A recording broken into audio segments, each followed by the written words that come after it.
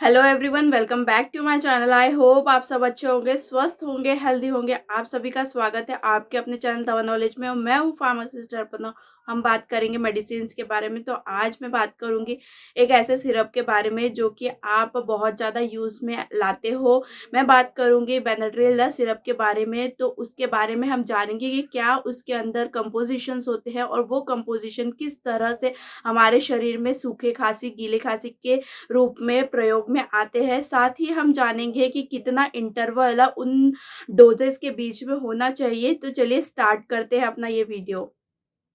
Benadryl के अंदर composition क्या होते हैं जिसके कारण हमें खांसी में सबसे ज़्यादा आराम होता है, उसकी बात करें तो उसमें 3 प्रकार के कंपोजिशंस अवेलेबल होते हैं। तो पहले कंपोजिशन डायफिनिल हाइड्रामिन हाइड्रोक्लोराइड जो कि 14.08 mg पर ml में क्वांटिटी में अवेलेबल होता है। ये एक एंटीहिस्टामिन के रूप में काम करता है जो कि छींक, किसी भी तरह की एलर्जी, आंखों से पानी आने की प्रॉब्लम से हमें राहत महसूस कराता है। सेकेंड कंपोजिशन की बात करें तो वो होता है सोडियम साइट्रेट जो कि 57.03 mg पर ml के रूप में अवेलेबल होता है। ये अपने म्यूकस को पतला और ढीला बनाता है जिसके कारण हमें बलगम ईजी और आसानी से हमारे बाहर निकलने में मदद होती है, जिससे हमें खांसी से आराम मिलता है, बलगम से आराम मिलता है।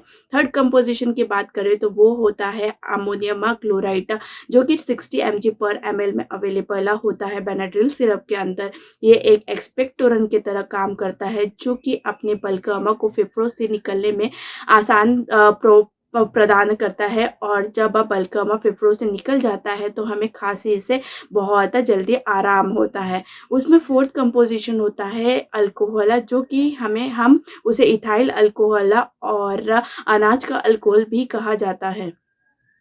बेनाड्रिल सिरप हम किस तरह की प्रॉब्लम्स में सबसे ज़्यादा यूज़ करते हैं। अगर आपने बेनाड्रिल सिरप के बारे में सुना है तो बहुत सारे लोगों को अगर क्वेश्चंस किया जाए कि बेनाड्रिल सिरप का यूज़ हमें किस तरह की प्रॉब्लम्स होंगे, तो सबसे ज़्यादा हम उसके जो खांसी है उसके लिए हम बेनाड्रिल सिरप प्रोवाइड करते हैं या फिर डॉक्टर उसे लिख के देते हैं। बट इसके अलावा भी कुछ ऐसे प्रॉब्लम्स होते हैं जिसमें हम बेनाड्रिल सिरप का यूज़ किया जाता है। जैसे कि सबसे पहला हो गया खांसी। और सामान्य मात्रा में अगर जुकाम हो गया है, एकदम कॉमन जुकाम में भी हम बेनाड्रिल सिरप का यूज़ करते हैं। साथ ही साथ ब्रोंकिटिस हो गया और किसी भी तरह की एलर्जी हो गई और सांस लेने में दिक्कत महसूस हो रही है या फिर आंखों से पानी निकल रहा है, इस तरह की प्रॉब्लम्स में भी हम बेनाड्रिल सिरप का यूज़ करते हैं। बेनाड्रिल सिरप लेने के बाद हमें किस तरह के साइड इफ़ेक्ट हो सकते हैं उसके बारे में बात करते हैं। जनरली बेनाड्रिल सिरप के इतने सीवियर साइड इफ़ेक्ट नहीं होते और सभी को इसके साइड इफ़ेक्ट नहीं होते, क्योंकि अगर किसी को बेनाड्रिल सिरप के कंपोजिशन से किसी भी तरह की एलर्जी ऐसा होती है तभी ये साइड इफ़ेक्ट दिखाई देते हैं। तो साइड इफ़ेक्ट की बात करें तो किस तरह के साइड इफ़ेक्ट होते हैं। सबसे पहला साइड इफ़ेक्ट होता है आपके बीपी, बहुत हाइपरटेंशन की प्रॉब्लम हो सकती है, आपको नौशिया जैसा फील हो सकता है, डायरिया हो सकता है। साथ ही साथ आपको हेपेटाइटिस इंक्रीज हो सकती है, भूख में वृद्धि हो सकती है, चक्कर आने की प्रॉब्लम हो सकती है, किडनी स्टोन की प्रॉब्लम हो सकती है, थकान और कमजोरी भी महसूस हो सकती है। अगर आपको इस तरह के साइड इफ़ेक्ट दिख रहे हैं बेनाड्रिल सिरप लेने के बाद तो तुरंत अपने डॉक्टर से जाकर कंसल्ट कीजिए। अब बात करेंगे कि किस तरह से प्रिकॉशंस लेने होते हैं और किस तरह से उसके प्रिकॉशंस होते हैं बेनाड्रिल सिरप के।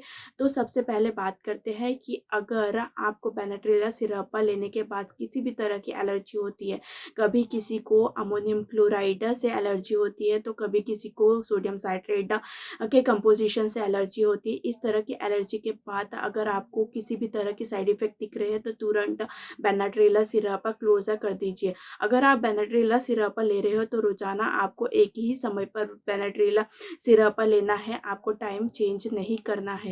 अगर आप बेनाड्रिल सिरप लेने से पहले आपको बॉटल अच्छी तरह से शेक करना है, उसके बाद ही आपको बेनाड्रिल सिरप लेना है।